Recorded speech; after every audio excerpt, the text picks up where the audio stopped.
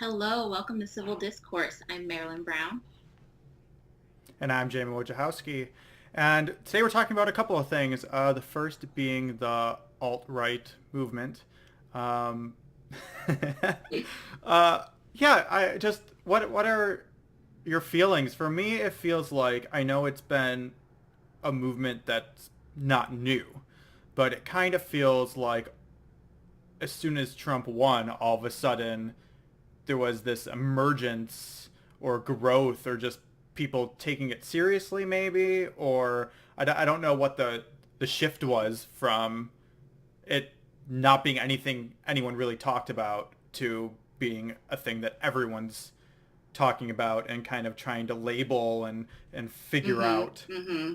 Yeah, I think you're right. I think that, I noticed that with Trump's win, I think that what that did was I think it legitimized this alt-right movement, or it seemingly legitimized the alt-right movement. And so first off, I struggle with the name alt-right because I think it's a really, really clever rebrand on something like you said that's been around for a very long time. I think it's a rebrand of neo Nazis, white supremacist kind of movement, and this is a name that's more palatable for people. I think most people, when they first heard it, were like, "What does this even mean?" All right, okay, it doesn't sound dangerous, it doesn't sound threatening, and yet a lot of their rhetoric is very, very dangerous, and is a lot of the same rhetoric that we've been hearing from these groups for decades. But I think that the difference is that now Donald Trump is the president elect, and so it's like, okay, well, he's our voice, and this was who we've supported, and now the person that we've supported is out there and is in this position of power, and it's kind of scary for me, to just watch and to see how that's happening. You hear about, kind Yeah, of what's going on in like schools. I mean, it's happening even just with little kids feeling the changes, and kids come into school and telling kids that are going to get deported because Trump won. I mean, this is like kind of it's it's pretty pervasive, and it's definitely out there a lot more since he won. yeah, I think that's an important point to bring out is the heightening since he won, not it starting. I'm thinking about a video I saw online of a family in Ohio. They were in Ohio, and it was a multiracial couple. And they went away, I think, just on vacation for Thanksgiving. And when they came home, their home had been destroyed. And then you find out later that on top of that, a couple of years ago, their teenage son, who is biracial, committed suicide because he was being picked on at school for being biracial. So it was a very interesting and I think different than a lot of the similar things we're seeing, where the first half was very similar to what we're seeing is these kind of acts of racism, but then just also see the same family affected by things that happened previously to the election and showing kind of that build and all that stuff was very Hmm. interesting. Hmm. Yeah, and I think we could see it building as he became more, like, as it became more clear that he was going to get the nomination, that this kind of rhetoric started to build more, to when he was winning, and and then when he won, you could see it. There was a kind of a groundswell of this. I wouldn't say, like we said, I think the beliefs have been there. I think that the feelings have been there, but I think that there's a comfort now with saying them more openly. There's a legitimacy that's behind it now, Mhm. that we all kind of have to find a way to navigate. Yeah, and it's almost, I feel that, how do I want to say this? It it seems like because the movement, the alt right movement or whatever that kind of, whatever you want to call it, they are riding kind of on the coattails of what was started during the presidential election. That I see a lot of people calling for Trump supporters who claim to not be racist to call these people out and call the movement, disavow the movement, and all these things. And the thing part of it is it almost makes it harder, I think, for people who don't agree with that but voted for Trump to disavow it because they see it as connected in some way. That if they disavow that, they're almost disavowing Trump and the things that they actually cared about that they voted for. Mm-hmm. Is kind of the sentiment. Mm-hmm. No one's saying it directly, but it seems to be the subtext of a lot of what I'm hearing from Trump supporters, mm-hmm. which I'm trying to present this in just a factual way of my analysis of it without putting my opinion into it. But it's almost like a dangerous. It's a slippery slope because they're connected. People are going to be more likely to give it a pass or not speak out against it because of this other factor. And I also think we were talking about earlier today is conservatives seem to be much better at, I don't want to call it branding, but it's funny because conservatives tend to be very vocal against political correctness, where they kind of use their own form, and I actually think they're better at it. I was watching. I think alt-right is a great example. Is just that term. We don't want to use that term because we know it means what is underneath it, but that on an analytical perspective, that is a brilliant term to use for them in trying to get people who aren't really looking deep enough to kind of come on board. Mm-hmm. And I think just conservatives are very good at that in a way progressives aren't. They're very good at the Tea Party and creating narratives that appeal to people without having to go into the depths of what they actually mean, where progressives tend to have to backtrack because they pick the wrong terms. We were talking about climate change. Climate change is a relatively new term. When they came out, that was all about global warming. And there was a huge backlash because we were having the coldest winters on record and all these things. And then it was just an easy narrative to attack because global warming wasn't what people were experiencing. Right. Where I think a lot of people don't feel like they're racist, so they're not going to go to some like white supremacist thing. But if you just say, "Oh, the alternate right," you're gonna get people to show up who mm-hmm. have those feelings either subtly or subconsciously, and it breeds two things. It breeds a culture within the movement that heightens what people may feel subconsciously, and mm-hmm. it empowers the people who are the extremists as well. Right. Yeah, and I think that's an interesting point that you make, and I think that you're right that we're very afraid of I don't know if it's fear or just lack of being uncomfortable, but I think a lot of times if we feel connected to something, even if there's parts of it that we don't agree with and there's parts of it that we think are wrong, if we feel some sort of connection, it's difficult to point that out. And I think that's kind of a part of human nature that there's this fear of kind of putting the spotlight on ourselves. Well, if I say that this is wrong and I disavow this and I see that this is clearly white supremacy, does that mean that I've now bought into that or that I am a part of that? And mm-hmm. and I think that when things create dissonance for us and create this place where we have to question our own beliefs, it can be really, really difficult. And so oftentimes we just avoid it. And it's like, well, I didn't believe that. That's not why I voted for him.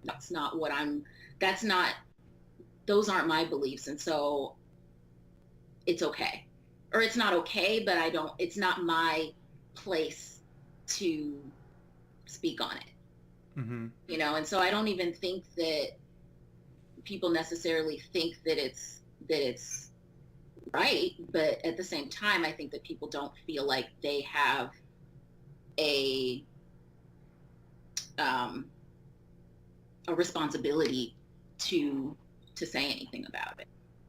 Yeah, and I think that's just, I think it goes back to mindfulness and our kind Mm-hmm. of lack of mindfulness in our society. Like Jordan Sheridan of the Young Turks, let me find it.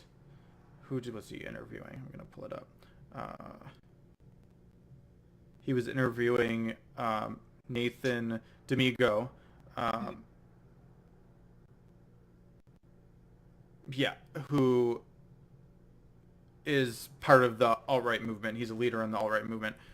And the interview was very interesting because the Young Turks were very mindful with him. They were really trying to get to the heart of what he believed and why he believed it, as opposed to trying to trip him up or any of the things that the media likes to do. Mm-hmm. And there were two interesting things to it. My personal perspective and how I saw it, and how other people online I saw were reacting to it.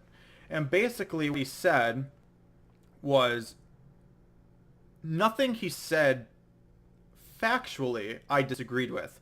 It was the analysis of it. He basically was saying that our country has become obsessed with diversifying, and that with diversity comes more struggle, and not more struggle, but it's just more challenges than if there's a lack of diversity and everyone is the same race or of the same culture or of whatever. And that's true. Um, it's, I mean, you're not gonna argue that if everyone agrees, everyone comes from the same place, there's gonna be less challenges than if there's multiple opinions. But then his view of that is then, well, then that's means that that's the way it should be. Where, at least for me, I think, well, you actually have more opinions and more options for solutions when it's more diverse. You have yes, there's more struggles, but the outcome is worth it, in my opinion. Mm-hmm. And he then went on to talk about a lot of interesting things, because the Young Turks brought up that in a lot of European countries where it is predominantly white, those countries like Sweden are primarily socialistic or democratic socialism, Mm-hmm. whatever you want to call it, the welfare state, whatever you want to call it. Mm-hmm. And I think this was a moment where they were expecting a very specific answer. And his answer was pretty much, well, I support that. And when he talks about it deeper, what you realize is, oh, if it was all white people, he supported taking care of one another. It was just when it was non-white people that he felt like he was under attack, or like there was going to be issues, or like he didn't want to take care of them. And I think it goes into our, I think this is very much a worldview of Mm-hmm. this dualistic us versus them. It was just very clear in there when I tried to say how can I understand this guy, is that he believed that the only reality is us versus them, and there will always be an us versus them. And if that's the reality, I see where he comes from, because he thinks, well, I want to take care of me, and I want to take care of the people I care about, which are people like me. So then he wants to have separate states that are only for those people, and he wants to seclude himself and kick everyone else out, and he doesn't want to think about anyone else. And I think that's a huge difference. I think progressive leaning people don't, they still have that us versus them mentality. It's just selective, Mm-hmm. which I think is a positive and a negative, because I think I've said this a lot. I think Republicans and conservatives in general have an advantage in that main narrative is that the government is bad and doesn't work, Hmm. and that it's us versus them, and to fear, and you need to stop the people who are ruining it and protect yourself and your family and our country. And what those two things do is then, if there's ever a problem in the government, they say, see, that we, even if they cause it, they say, see, we said government is bad. And the us versus them makes it, since they're championing those ideas, makes it easier for people, I think, to flood into believing them, especially, I think, when progressives or Democrats have power. I think that's a lot what we saw with Trump. I think a lot of it was the subtle racism, but I think a lot of it too was the us versus them, and we want, because Trump was talking about that, people were like, okay, I trust him more than I trust a regular politician. Hmm. Hmm. I was going to say more, but I don't remember where I was going with that. I kept getting distracted. No, I mean, I think that us versus them, I think you're right. It is a worldview, and that we're very like hierarchical. We want to, Hmm. there's a mentality. I think that it comes from that fear and from this idea of scarcity, and like there's not enough to go around. There's limited resources, and so we have to band together with our tribe, those that are like us, to keep our resources safe and take care of our own, And I mean, that's something that is persisted throughout history, So I get how we've kind of gotten to this place, and I think that you're right that Donald Trump, he is extremely savvy at picking up on that and speaking to that, and like he casts such a wide net, in my opinion, as far as like what he would talk about. He people who were fearful about immigration, he had a lot to say about that. People who were fearful about um, you know um, Muslims and fear of Islamic extremist terrorism. He had something to say about that. It's like he kind of picked at every, he's attacked different Jewish people over the years with anti-Semitic comments and things like that. So I feel like he kind of like took a little bits and pieces of every um, kind of all of it. I don't really know what to call it, but he was really savvy at kind of speaking to that fear, and I worry. Well, I worry a lot about the next few years, but I worry specifically about how that actually plays out. And we can kind of already see this happening with some of the choices in administration and some of the things that he's doing. It's like the people that you were speaking to, that you are telling you're going to save and protect from all of these threats, are not at the top on your priority list, it seems. And so it's Hmm. just kind of interesting how all of that's going to play out. Yeah. Yeah, two things on that. I think yes to everything you're saying, and I think the thing with Donald Trump is he's very savvy with marketing. He's had his TV shows, he's had businesses, and he ran the presidential his campaign as a marketing campaign. Mm-hmm. And that's why he was picking up on those narratives. And I think it's the same thing. I think people will have, I don't even want to call it buyer's remorse. I don't know if that'll translate to the president. And people might say, oh, I bought this product and he spoke to that. And then they might manipulate anything he does to believe that he's helping. Mm-hmm. But people may get very angry if he does continue to do things and they don't see the improvement. I actually don't think it'll be that, because I think we've seen that through the last, I mean, I've at least my lifetime. You saw it with Obama, where a lot of the things he did that were not progressive went ignored by progressives because they didn't want the other side to attack him. And you saw it with George W. Bush as well, when they didn't conservatives didn't want to attack him on things, even things they disagreed with, because they didn't want it to look like their side was weak. And I Mhm. think I remember what I was going to say about the other topic too. I think where progressives have it harder is and I've talked about this before, the hypocrisy of it. So they talk about unity and the diversity and all these things. That's pretty much what they try to be the base of their narrative, but they do it in a way, and I think it's just because our culture is like this, that is very polarizing and us versus them. Mhm. Mhm. So they say we want diversity between. They basically are saying what, or at least I think what it appears from most of the people on the right, but I think it's just what they're doing because I'm nowhere near the right, and I see it is that they basically say we support unity and diversity of people who of all colors, of all cultures, as long as people think the way we do and Mhm. are progressive like us. If you're conservative and you don't agree with our politics, then it's us versus them.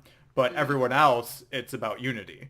And I think that's where it's hard to I think that's why it's hard to change people's minds Mhm. as a progressive is because most progressives don't come in and say don't practice what they preach. They're not doing the I'm here to understand, like let's listen and try to find common ground and I'll change your mind with action. And I mean, we're seeing that with the Democratic Party. I mean, Nancy Pelosi basically did an interview where she said she thought the problem with the Democratic Party was messaging.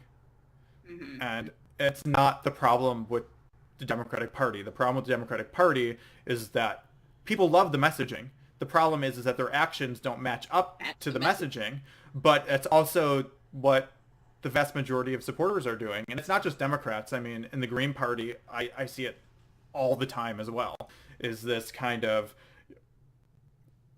understanding, compassion, unity, where you want to protect. It's almost like I often joke that I'm in Freck and in a file where you support the underdog.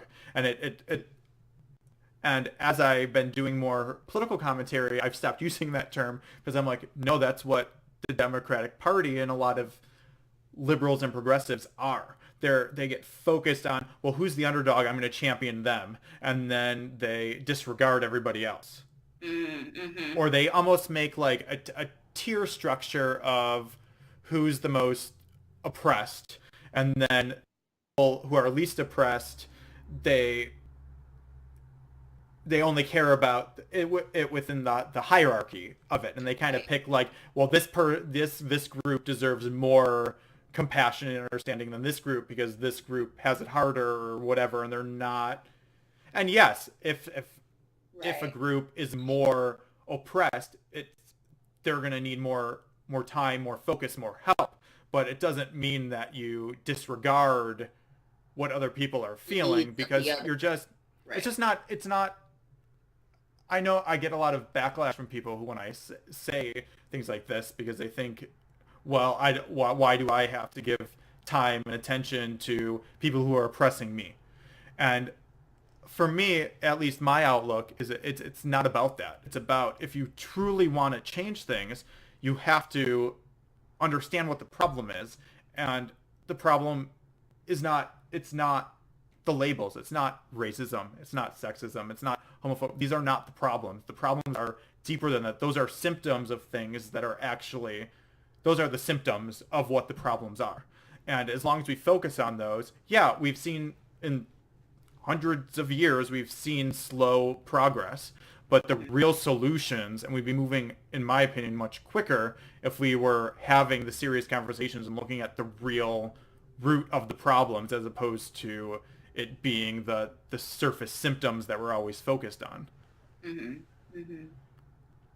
Yeah, I mean, I agree with that, and I think that like we need to look deeper. I think that the difficulty is that we are all really painfully human. And so we're all kind of Yes. hypocritical in a way.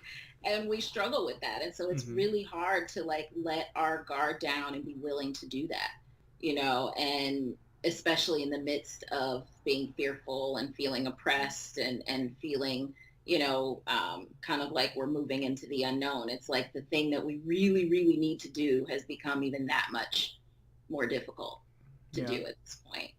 And I think it's hard too because progress moves. I mean, you achieve progress relatively slowly, and it's a hard thing when people are oppressed now because yeah, you fight, but you may not see the progress you want for 10, 20, 30, 40, 50, 100 years, and you're oppressed now.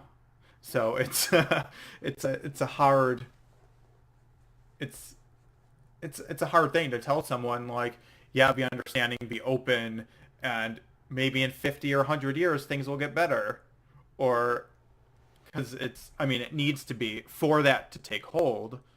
It needs to be kind of a global movement of understanding. Like just a Right. handful of people being understanding isn't going. I mean, it helps. It adds Hmm. to that movement, but until it's really going to change the world drastically, it needs to be a giant movement, which it doesn't seem like we're anywhere near that. I mean, it may even take like an evolutionary jump for us to get there. We may not be capable Right. of doing it. Yeah. Okay, so I want to move on to Let's. the the recount. Um, what what are your feelings of the recount? There's been some interesting things. Wisconsin has been doing the recount. Hmm. Has found mostly human error. There Pennsylvania's been fighting back. Um, I Hmm. think there was a petition in Florida by one of the other candidates that wasn't one of the main four parties um, was challenging one state that he was in. Maybe it was Nevada. I think it was Nevada because Jill Stein wasn't on the ballot in Nevada, so she wouldn't have been able to challenge it. Okay. Um, yeah. What are your general feelings on it? Yeah, I mean, I think why not? I feel like this is the democracy and recount is not like recount and throw out half the ballots. Like it's just recounting them. So I guess for me, I'm confused as to why it's such a big, not a big deal, but like why people are so opposed to it and so kind of concerned about it. Like, okay, if it's in a pretty close margin in certain states, I feel like, there's why not? Why not like find out more if that's what, we kind of have that it's already set, like I think what is it, like 1% or something like that, that's when you can do it. So I guess for me, I just seeing people's like aversion to it was interesting because it's like, okay, it's a recount and why not? Yeah. Um Yeah, I feel the so same way. I feel like if it's under 1%, it should automatically be recounted, mhm, mhm, just to be sure. And because the problem is, it's, I mean, like everything, it's many different things, but it's about, and Jill Stein has said this repeatedly, whether people believe it or not, is that it's about voting integrity. And the, mhm, I think our biggest problem politically right now is that as a country, voters do not, citizens do not trust the system. They don't think it's fair. They think it's rigged. Whether it is or it's not is right. irrelevant. It's that people feel that way. Mhm. And so we should be doing things to prove if it's not that it's not. Yes. And so like that was my thing with it is it one, it's not about changing the results because a recount I don't think in history has ever done that. What it is about is, and I can say why it was initiated from the Green Party, is that the Green Party, this isn't a new thing. They're not just doing it because it's Donald Trump or because they want to somehow change it and put Hillary Clinton in there. They would have done it if Hillary Clinton won. They would have done it if Jill Stein won. They would have done it if Gary Johnson won because they did it in 2004 in Ohio, and there was some pretty good reform that came out of it. It didn't change the election, but it did change. They got rid of some of the practices. Some people who were changing votes got thrown in jail. Mm. So there were actual things that happened to advance voting integrity and make people feel like the system was working for them. And I think that's the important part, what you were talking about with you don't understand why people feel that way. I think it's like everything else where I think it's a combination of people want to believe what they want to believe, and to the narratives in the media. Like all pretty much everything I saw in the mainstream media was about, is this going to help Hillary Clinton? Mm. So then people think that that's what it's about, and it's That's why not. they're doing it, And right? even they'll do interviews with Jill Stein, and she'll say that's not what it's about, and then the headline will be it that Mm-hmm.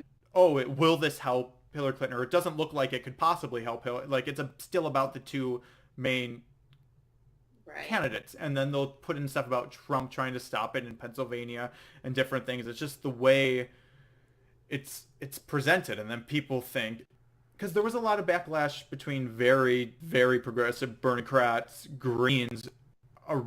I think it's subsiding as the party is explaining, and Jill Stein has had an opportunity on social media and through alternate media to really explain and people to listen.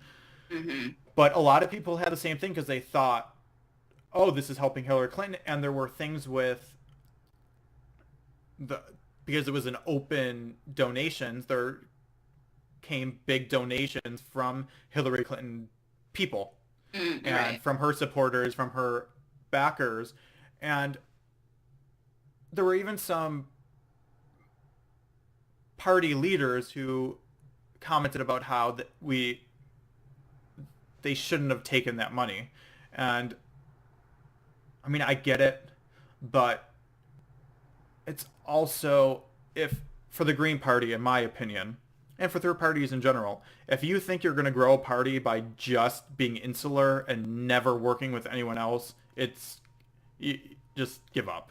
It's Right. not, like, I Right. get it. You don't, we don't, the reason they're donating a lot of I think the reason the vast majority of the money was raised was not for voting integrity. It was because people were hoping that there was enough that it would overturn the election. Uh, And okay, if that's what you personally are hoping for, then good for you, but that's not the intent of it. And because people are hoping for that doesn't mean people who don't care can't join forces. We can join forces to move our agenda even if the other person's agenda isn't the same. It's not like it's a counter agenda. It's either going to happen or it's not. They're putting the money in. It's either it's going to overturn it because there was all these irregularities, and then the person who was meant to win would win, actually, and we'd probably get major reform. So both groups would win. right.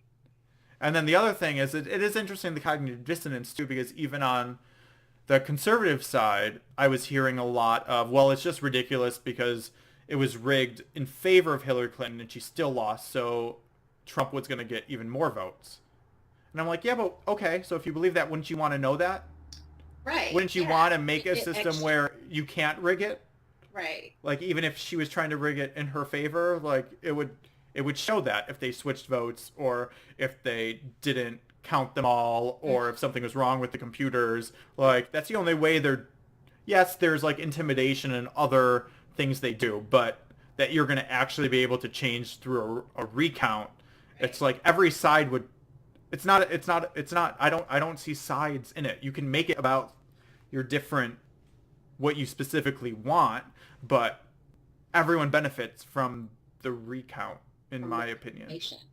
Right. Yeah, because it would just like legitimize what's already happened or not. But either way, having more information, I don't know how how that would be a problem. But I do see, but I think that you're right that people, it was like, oh well, it'll just, Hillary Clinton rigged it, but she lost anyway, so let's just take the win and keep it moving. It's like, okay, but like you said, wouldn't you want to like really see how much he won? I don't know. I just think that I think because this election was just so, I mean, this election's been insane, and people have had such extreme feelings afterwards, understandably so. I think that the recount and talk of a recount happening, people just got focused on, is this, like you said, going to help Hillary Clinton, not realizing that that's not what it's about. But I think just when it all happened, and it's also something that we don't do, which I don't understand why we don't do it more. Like, I Yeah. feel like, that back in, with Al Gore, that whole thing, and like they didn't do the recount, and then they did it later, and it was like, I don't understand why when it's super close like that, we don't just automatically do it and have Yeah. more And information. it's interesting because I'm not going to give numbers because they may be wrong because I don't know exactly what the percentage is. Uh-huh. But when we pretty much overthrow, when we do regime change and implement democracy in other countries, mostly in the Middle East, we when they hold their election, we basically tell them that if their exit polling is a certain percentage off from what the results are, we will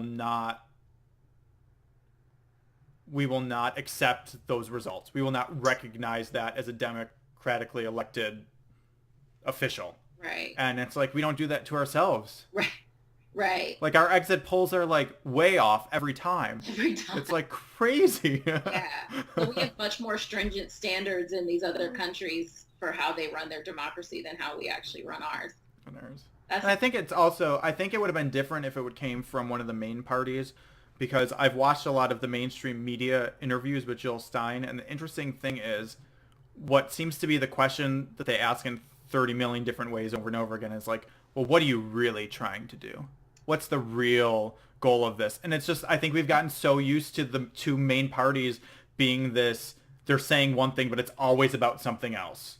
And it's always this hidden agenda or this kind of manipulation that when you get someone like Jill Stein who's like, no, it's about voting integrity. Like that's what it's right. really That's all it about. is. Like it's not about, I don't think there's been conspiracy where I hit 5%.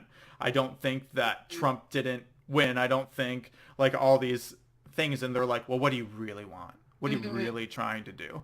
Yeah, yeah, that just kind of like blatant mistrust of any political action at all. But it's funny because for me, I feel like Jill Stein being the one that did it, like that seems like it would make it less sketchy because Yeah. clearly she's I not think it was mostly where the money was trying coming to from win. that people, yeah. Uh, I mean, that's it. I see, and then I just go back to like, what does it matter where the money's Yeah. coming from? Well, If they were assuming because Soros, I guess, donated money, so they were saying that they were trying to say because Clinton backers were donating that Jill Stein was in contact with Hillary Clinton and working with the campaign because Hillary Clinton, because the Democrats were now trying to move towards the unity and all that stuff that they didn't want to do it, so that they had the Green they Party do it, put which them is, up to it.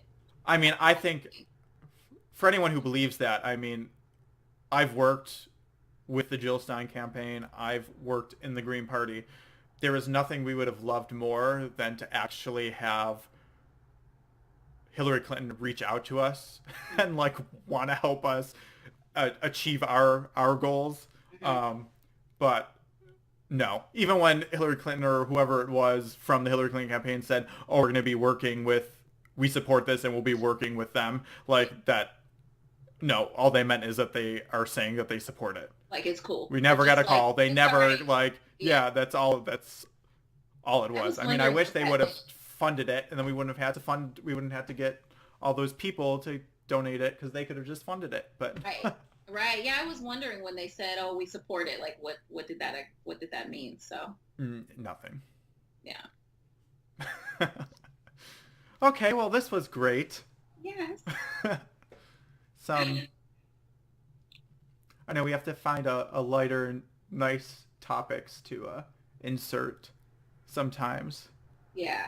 Definitely. I know it's been heavy lately, but it's been a lot going on. So, That's true. So yeah, stay mindful to everybody who's watching or try. yes, yes, it's a challenge, but just keep working at it. Yes, and follow us on Twitter at CivilDTV. I'm at Jayme Woj, JaymewOJ. And I'm at Mindful Maryland. We will see you next time. All right. See you guys.